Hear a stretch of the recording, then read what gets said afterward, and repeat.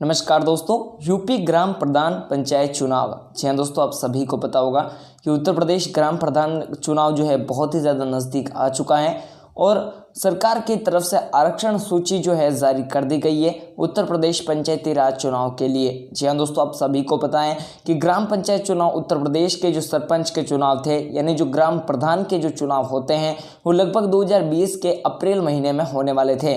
लेकिन दोस्तों, किसी ने नहीं सोचा था कि इतनी बड़ी बीमारी आ जाएगी और लॉकडाउन जैसे हालात बन जाएंगे।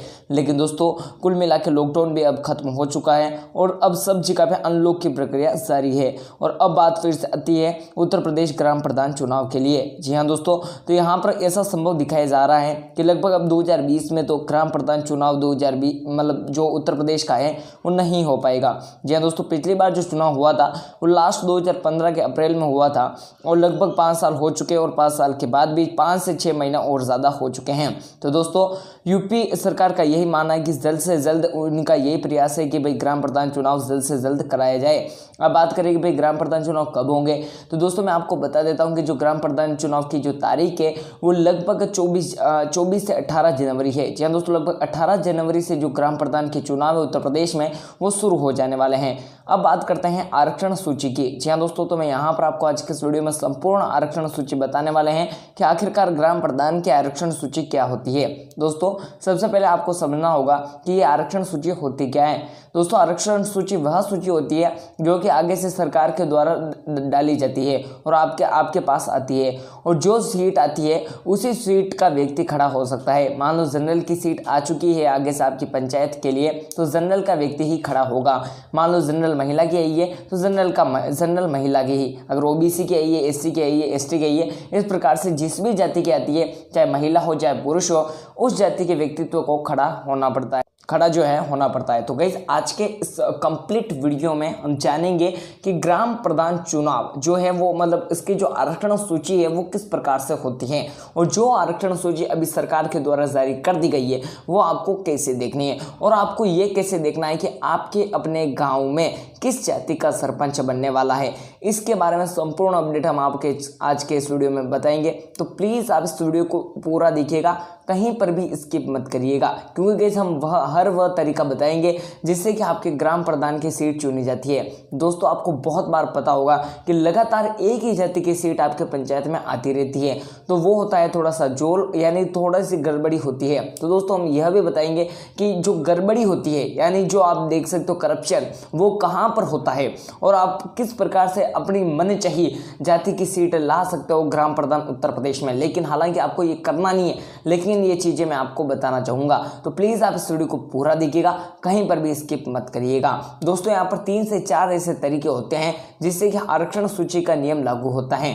दोस्तों, सबसे पहले कि सभी जाति को नंबर आए, इसलिए जो है आरक्षण सूची हमारे संविधान के अनुसार लागू होती है। तो आरक्षण सूची का कैसे चयन होता है, इसके भी 2 से 3 नियम हैं। तो चलिए हम आपको वह नियम बता देते हैं।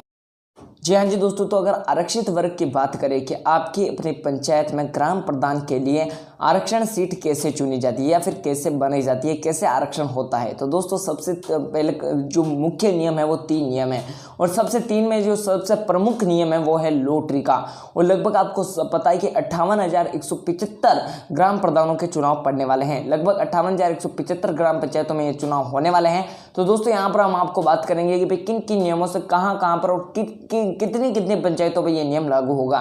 तो दोस्तों, यहाँ पर हम आपको बता देते हैं कि जो आरक्षण वर्ग होता है जो सबसे पहले किस पे लगता है। दोस्तों, सबसे पहले जो नियम होता है वो आता है लॉटरी का नियम। दोस्तों, क्या होता है कि आपका जो ब्लॉक होता है, आपकी जो तहसील होती है, वहां पर एक बॉक्स लगा होता है, उसमें पर्चियां डाली जाती है सभी जाति की। लेकिन दोस्तों, जो 2015 में, बिल्कुल ध्यान से सुनिएगा, जो 2015 में चुनाव लड़के आए हैं और जो अर्थात दोस्तों जो 2015 में चुनाव जीत के आए हैं और जो वर्तमान में ग्राम प्रधान के पद पर है, यानी जो वर्तमान में सरपंच हैं, उस जाति की पर्ची उस बॉक्स में नहीं डाली जाएगी। जी हाँ दोस्तों, उस जाति की पर्ची नहीं डाली जाएगी, बाकी अन्य जितनी भी जातियां हैं उन सब जातियों की पर्ची डाली जाएगी। और दोस्तों, अगर आपकी ही पंचायत में अगर उसी जाति की सीट फिर से आती है तो उस पर आपको प्रॉब्लम यानी आपको सवाल उठाने चाहिए, क्योंकि दोस्तों इसका मतलब होता है करप्शन खाया है और जरूर से एक बार गड़बड़ी हुई है। तो इसके अगर आपके गांव में फिर से लगातार वही जाति की सीट आ रही है जो कि 2015 में हुआ, तो वही 2015 में अगर आती है, अभी मैं आपको बताऊंगा कि आपके गांव में किस जाति की सीट आई है, तो अगर वही आती है तो आपको जाना है इलेक्शन कमीशन यानी ईसी चुनाव आयोग के पास जाना है और इसकी जो शिकायत है वो दर्ज करवानी चाहिए और उसकी पूरी जांच और पड़ताल होने वाली है। और अगर आपने ये कर दिया ना तो पूरा जो लोकतंत्र होगा वो एकदम स्वच्छ हो जाएगा। तो इस चीज को जरूर सवाल उठाइएगा। अब बात करते हैं दूसरे पॉइंट के बारे में कि भाई दूसरे पॉइंट में आरक्षित वर्ग कैसे बनता है। तो दोस्तों यहाँ पर दूसरा है कि आपके अपनी पंचायत में किस जाति का या फिर किस वर्ग की जनसंख्या सबसे ज्यादा है। मान लेते हैं आपके अपने वार्ड में आपका अपना जो वार्ड है वहां पर, या फिर आपकी अपनी जो पंचायत है वहां पर मान लेते हैं जनरल का 80% ऑडियंस रहता है या फिर ओबीसी का 80% ऑडियंस रहता है। तो दोस्तों जिसकी 50% से ज्यादा जनसंख्या रहती है उस जाति की सीट आने वाली है 2020 में। यह रहा आप सभी के लिए सामने जो नियम था वो सेकेंड नियम था। एंड जो थर्ड नियम है गाइस वो बहुत ही शानदार नियम है और एकदम नया नियम निकाला गया है आप सभी के लिए। तो गाइस उस नियम के बारे में भी हम बात करने वाले हैं इसी वीडियो में, तो जरूर से इस वीडियो को पूरा देखिए। तो दोस्तों तीसरा नया ये नियम है कि अगर आपके 2005 में एससी की सीट आई है, 2010 में एसटी की सीट आई है और 2015 में ओबीसी की आई है, तो इस बार जनरल की आएगी। यानी दोस्तों जो पिछले 15 सालों में जिस जाति का नंबर नहीं आया है उस जाति का जो नंबर है वो चौथे वर्ष में आने वाला है, यानी चौथी बार में उस जाति का नंबर लाना बेहद आवश्यक है। एक इस प्रकार का संविधान में एक नया नियम लागू कर दिया गया है। और दोस्तों मान लेते हैं कि भाई जिस जाति की सीट आ चुकी है और वहां पर कोई भी योग्य व्यक्ति नहीं है, मान लेते हैं कि आपके पंचायत में सिर्फ एसटी के 2 लोग रहते हैं यानी 2 फैमिली रहते हैं, तो बिल्कुल लगभग ना संभव है कि भाई उस जाति की सीट आएगी। लेकिन मान लो कुछ गड़बड़ हो गया और उस जाति की सीट आ गई और उसी व्यक्ति के लगभग 3 संतानें हैं, मतलब 2 नहीं है 3 संतानें हैं, तो वो बिल्कुल भी चुनाव नहीं लड़ सकता है और एक बार फिर से आरक्षित वर्ग जो है एक बार फिर से आरक्षण चुना जाता है और एक बार फिर से पर्चा डाली जाती है और लॉटरी के हिसाब से एक बार फिर से लॉटरी निकाली जाती है और उस प्रकार से वापस आरक्षण वर्ग जो है बढ़ता है।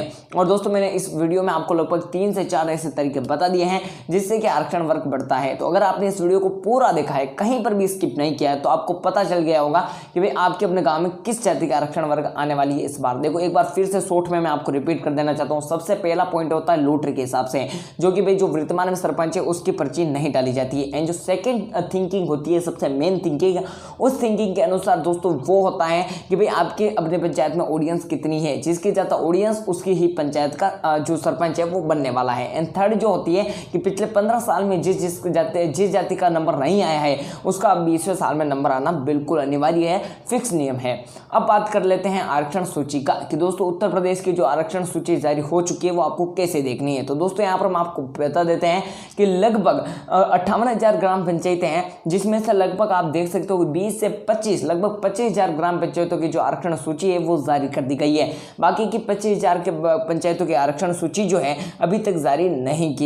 तो गाइस अगर आपको 25,000 में आपकी ग्राम पंचायत का नाम हो गया होगा, मतलब 25,000 की जो जारी कर दी गई है उनमें आपकी ग्राम पंचायत का जरूर से नाम होगा। तो अगर आपको वो आरक्षण सूची का पूरा पीडीएफ डाउनलोड करना है तो क्या करना है, आपको गूगल पे सर्च करना है स्टडी विलेज और गूगल पे सर्च करने के बाद आपको एक पोस्ट आ जाएगा उत्तर प्रदेश पंचायत चुनाव 2021 का। अर्थात दोस्तों आपको अपने गाँव के आरक्षण सूची निकालने के लिए सिर्फ गूगल पे सर्च करना है studyvillage.co.in या फिर आप सिर्फ सर्च कर लीजिएगा स्टडी विलेज। सबसे पहली वेबसाइट पर जाना है जो कि studyvillage.co.in होगी।